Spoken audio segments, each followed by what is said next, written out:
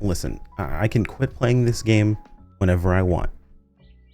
I just don't want to quit playing yet.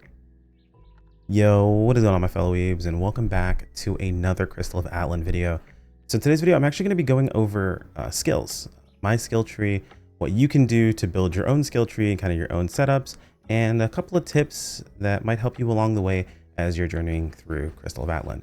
But forward to that, I do have to ask, I do see a lot of new faces here, and we are covering Crystal of Atlan new for the channel itself. So if these videos are helping you out, if you're finding them enjoyable, or even if you want to just interact with us individually, feel free to not only join the Discord, jump into the streams. We do live stream on YouTube and Twitch, and don't forget to subscribe to the channel, as well as maybe toss a comment on the video itself.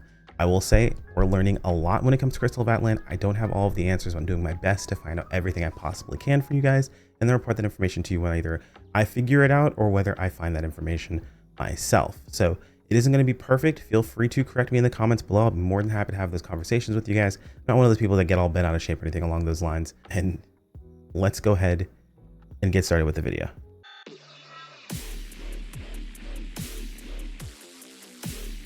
So before we jump into what today's video is actually about, I mentioned beforehand, I know I did everything 100% correct. There's something I do need to correct from yesterday's video. So we talked about alts and the usefulness of alts and how the adventure team actually worked, but there was one thing that I did get incorrect. Now this is on me. Usually I like triple, quadruple check everything. I always make sure to run it on my own on top of that on purpose, just to make sure I know this something is 100% or is that information. However, I made the mistake of trusting something that I spoke with someone about, and it turns out that it was what I thought it was and they were incorrect. So I mentioned specifically when we were talking about alts, where if you were to make the same alt, there's really not any downside to making the same character over and over again. Technically, that is not 100% correct.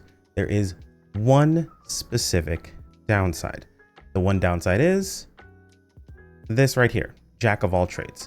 So Jack of all trades is a badge, and this badge will give you extra stats. Now, this badge states own different awakened characters. Now, it doesn't specify different classes or different type of characters or anything along those lines, but what this is actually referring to specifically is owning different advanced characters. So for example, I have 3 Berserkers here. I also have a Magi Blade here. My Magi Blade is level 46 or 45. He has his awakening unlocked. So if we actually take a look at Jack of all trades, it gives me 2 out of 6. So I have 2 characters out of 6 that have unlocked their awakening. However, I have 2 other Berserkers here who also are level 45. I'll go ahead and show you really quick on the account. You can see that they're both level 45, and then the Magi Blade is level 46. So technically they've all unlocked their awakening. However, it doesn't count those extra characters. Now, this was something that I was told would work differently, and while I didn't 100% agree with that being the case, I kind of figured it made sense. The way it was worded made sense to me, but that's it. So just know that if you are concerned with getting that extra bit of defensive stat, because it is P defense and M defense, which can be very important at very, very, very high end investment, know that you're going to eventually have to create 6 individual different characters. So sorry, it's a lot of yapping at the very start of the video for all of this, but I wanted to make sure to set the record straight on this before we talk about the actual point of today's video, which is the skill tree. So when I was going through playing Crystal of Atlan, I ran into situations where skills, I mean, they made sense, but I never really knew how to invest. And you can't really put points into everything and be able to get everything leveled up. Not every skill is made equal, and not every skill is going to be good for you. So when it comes to the Berserker specifically, I tested a lot of different skills. I looked into trying to figure out if people had actual skill trees put together. A lot of people were saying you just kind of use whatever, use this, use that, use the other. And what I found a lot of times was I was getting kind of annoyed with how my skills worked, and it really kind of messed with my enjoyment of the game. So one little tip I'll let you guys know, and this is not even just for Berserker specifically, this is if you're playing any class at all and you're trying to figure out your skill build, there's 2 things you can do to make your life substantially easier. I'm going to switch over to this preset here that's empty. If you notice when my preset is empty here, this button down here changes to recommended build. If you click recommended build, it just slots in a bunch of stuff for you and slots up a configuration for you as well. And that's it, you're good to go. It gives you an actual setup that you can use. Now, is this gonna be good specifically? Your mileage may vary. If you're someone who wants to just get into the game, you wanna try out your character, you wanna start playing, things like that, you don't wanna sit there looking at skills over and over again, like you're not a big person that likes to do that sort of thing, you can just kind of spam this every time it wants you to level up something. Like you literally just hit reset and spam, it's free, you don't have to worry about it, and then it'll just reallocate your skills. don't have to worry about anything along those lines. You can grab the things that are free here. Just keep that in mind because some of these are free passives. You can just grab them. You don't have to worry about anything and you're good to go. They'll set everything up for you. You can just try out a bunch of skills. Over time, you're going to start to get a feel on what skills you like versus which ones you don't, which ones are good and which ones don't feel that great. And you can start to like allocate your points where you should allocate them. Now, as far as the other tip when it comes to making your skill builds is you can just copy homework. Hit escape and go to rankings. Just check rank match. What I do in a lot of situations, you can see right now, solo number 1 is a Berserker. I can just click them, click info, and then go down to skills. And I can see their skill preset. Now, they don't have a second preset, they just have one. So either they're using this for PvE and PvP specifically, or they just do PvP a whole lot, which I think they actually do both. Looking at their character, they're 53, they've got 3,200 power. Their gear is leveled quite a bit actually. So my guess is that this is their skill build for both. Now you can look at a couple of different players, right? Like let's say for example, we're looking for a Magiblade. They're gonna be further down. There's a Magiblade right here. I can go here. I can take a look at skills. They have one preset, unfortunately. Let me see if I can find an example of someone that has multiple presets. Okay, here we go. We pulled over to solo class and number 1 is a Berserker. If we go over to skills, we can see they have preset 2 and they also have PvP. So I'm assuming this is their main PvP preset, and then they also have preset 2, which I'm assuming is probably their PvE set.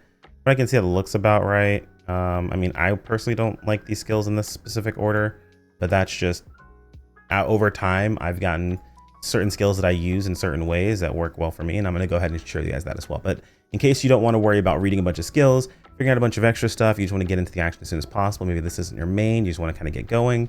You can either do the whole, recommended build setup, or you can just do this here. Now there is one other place you can gather information from.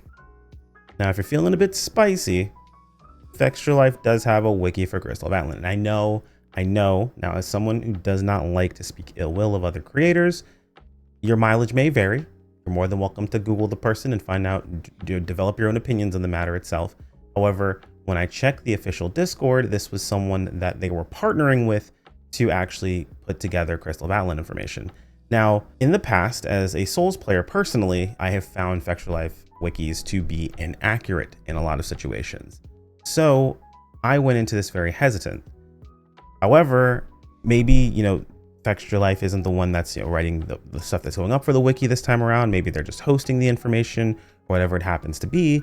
But as you can see, this has a pretty solid breakdown of not only all of the different skills, the passives, the active, single target, multi-target, the idea of how things work. They do also give you an actual row to row setup of skills here. They also give you what they call a skill rotation, which just equates to row 1 twice, row 2 twice, row 3 twice, row 4 twice, and then alt. I don't personally agree with this exactly. I find that there's a lot of skills that Berserker has that don't really provide buffs of any sort. So trying to stack certain things up and then use them, their cooldowns, there's all different kinds of stuff as far as how these things work out. So not to say that this is incorrect or anything along those lines. It's a good thing to start with or to branch off of. It was decent. I tried it out and it wasn't terrible. But there's certain things where I don't agree with after putting time into it. Like for example, Blade Anchor is recommended here, and I just never once in my life felt like Blade Anchor was good. Let's talk about what I actually use and kind of what I recommend as you go through the leveling process. All right, so here's my current skill build when it comes to PvE. I'm not gonna read you guys the skills. You're more than welcome to read them yourselves, to be perfectly honest. I'm just gonna kind of let you know where I found usefulness in them and kind of what I skipped over and kind of got rid of as time goes on. It's better to have a skill than to not have a skill in most situations, as the damage is percentage of your physical damage. That tends to be more than your auto attacks in a lot of cases. Granted, your auto attacks are going to contribute to a vast majority of your damage, but it's in between all the other skills that you're utilizing. So your mileage may vary depending upon the skill. At the very beginning, upward slash almost immediately became useless. As soon as I could get rid of it, I just got rid of it immediately and never looked back. Crushing blow is really nice to gap close, and that was really about it. More useful in PvP, I feel like. PvE, kind of eh. I never was a fan of Blade Anchor, but there it is. While you don't have grouping later on, which you get a lot easier with Condemnation Siphon, it works, I suppose. Plus it has a bonus that makes the range much larger, which makes it go from kind of eh to actually usable. It's your ult, Crimson Assault, that's pretty standard. You take it. This gives you a passive for your jump distance, can be useful in like, I think chapter 3, where you're platforming a whole bunch, or in a certain part in chapter 2 where you're platforming. Other than that, kind of just ignore it. This is a passive, I don't need to explain that to you. Another passive, shouldn't have to explain these. Now this specific skill here, Berserk Blade, was really nice leveling, but it kind of falls off after you get, actually I specifically drop it after I unlock Blade of Annihilation, but it's a charge skill that isn't terrible, but just use it in the air. When you use it in the air, it instantly charges for maximum charge, and it's substantially better, and it does get a passive at level 20 that gives it an execution, an XQ basically. If the target's less than 25% HP when the last hit lands, they instantly die. So pretty useful for mobbing. It's not the best, but it's not the worst. You don't really have a lot of movement with it while you're in the air. The benefit to while you charge on the ground is that you do move forward by quite a bit, but you're charging and you're kind of holding still. It's better just to kind of like jump towards your target, honestly, and then just press the button while you're in the air and you get the attack off substantially faster. Sword Tornado, actually pretty solid skill. Not the best, but not the worst. It's actually something I like to combo with a later skill, Cross Hurricane. Though I don't know how great this skill is overall. It just feels good to use. But again, you're at the point when you're leveling that you don't really have a lot of other choices, so go ahead and slap this on. Annihilation pairs really, really well with Earthquake. So Earthquake, it's actually kind of a little bit weird to use it sometimes. You can actually hold the button down to choose where it's going to go and then gap close with it. And if you dash forward right after it into an Annihilation, you can kind of smash your target down into all of the AoE that you're shooting upwards. So it does quite a bit of damage, and it's a really, really nice combination of skills to put together. Condemnation Siphon, probably one of the coolest skills when it comes to grouping stuff on the Berserker. Basically just, you can use it grounded or use it aerial. I tend to use it while I'm in the air most of the time. It does slam you to the ground, but it pulls everything in towards you and does like a pretty solid AoE. And its upgrade is fantastic. It's faster. While you're in the air at the least, it has an extra sword that drops down on top of them. So I recommend picking that up once you get to it. I like Condemnation Siphon into Army Breaker, which is the spin to win, which that doesn't really need much explanation. Savage Fury, really, really good gap closer, something I enjoy quite a bit. It's actually one of my first buttons that I have. It's literally just Savage Fury, and then it goes into Blade of Annihilation. But before I got Blade of Annihilation, it was Savage Fury into the skill back here, which was Berserk Blade, because you can use it in the air or grounded. Either way, it tends to work pretty well. Passives, don't have to really explain those to you. They are what they are. Grab the Sunder passive, of course, for delay and all that good stuff here. Cool. And Crimson Cross. Crimson Cross actually has a deceptive range. The reason I like having it paired with Sword Tornado is Sword Tornado can't be used while you're in the air. So if you want to get a Crimson Cross off while you have a paired with Sword Tornado, just jump and use Crimson Cross instead, and you'll use that instead. Or you can be grounded, use Sword Tornado. It'll carry a bunch of enemies, away from you. And Crimson Cross will still reach them in most situations. So it's a really nice little combo you can do. But it's mostly, we don't really have anything else that you would want to use in that slot. So I would say the only thing I'm like not 100% on is Sword Tornado. This might be really powerful and I'm kind of sleeping on it with having not as many points in it, but it didn't feel like it was super, super, super important, But Crimson Cross is nice. Just don't sleep on how the range it has.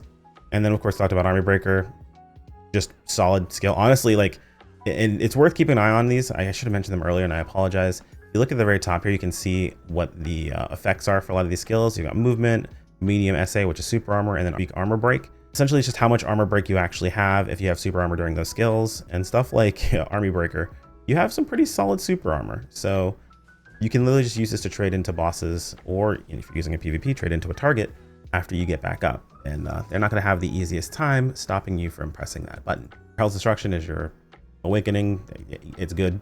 Use it. There is something to be argued about is should you have this before this? I've been kind of messing with it both ways. I find situations where I want to wait for the target to be broken to pop my Hell's Destruction, but I don't want to I want to use my Crimson Assault. It's kind of a toss-up whether I agree with this placing the way this is, but we'll have to test it out more and we'll see how we feel about it later on down the line. And then of course there's Blade of Annihilation. This is just a really, really solid aura slash. Like, it's huge. It's pretty quick. It's something, it looks kind of slow, but like in practice, because all this is hitting the target, like it's fairly quick. You're able to catch everyone and just do quite a bit of damage. It's really, really comfy off of Savage Fury, where you're able to basically gap close into your target and then just immediately Blade of Annihilation. Really, really solid skill. As far as what my setup is for where my buttons are, this is what it looks like here. When I was going through leveling, how things would change up as far as like where things would go, Anything that I unlocked basically stayed exactly where it was. When I was using something like Crushing Blow would basically sit over here, just like an extra gap close. In some situations, I usually swap these. I put this skill here, I believe, what was it called? Combination Siphon. I'd put it after Crushing Blow so I could gap close into a Crushing Blow, but realistically speaking, once you get Combination Siphon, it's just so good to pull things together. You're better off just using it, and then like if you need to gap close with Crushing Blow, you can later. It's just not super useful, at least in PvE purposes. These two skills just go really well together, and you unlock them pretty quickly, like together anyway. So when you get them unlocked, just use them together and you're good to go. Over time, you start getting used to the skills when it comes to playing Berserker. As far as like a skill rotation, your buttons just do damage. The biggest thing is making sure you have low HP with your huge shield. That's pretty much it. That's all that really matters as far as playing Berserker. It's a very, very easy class. It's very straightforward. You just hit really, really hard, and you do a lot of AoE damage. Doing things like the trials, I've had moments where if a group's not really like geared or doesn't really know what they're doing, where I'm doing more damage than all 3 of the other people basically combined. It's pretty massive, and it's a lot of fun. That's pretty much it. I wanted to just go over this really quick with you guys. Hopefully this helps out someone who is trying to figure out what they want to do while they're playing Berserker. I do know most of the proper skill guides are going to start coming out in the next day or two, since we are now able to reach, I think we're able to reach 55 now.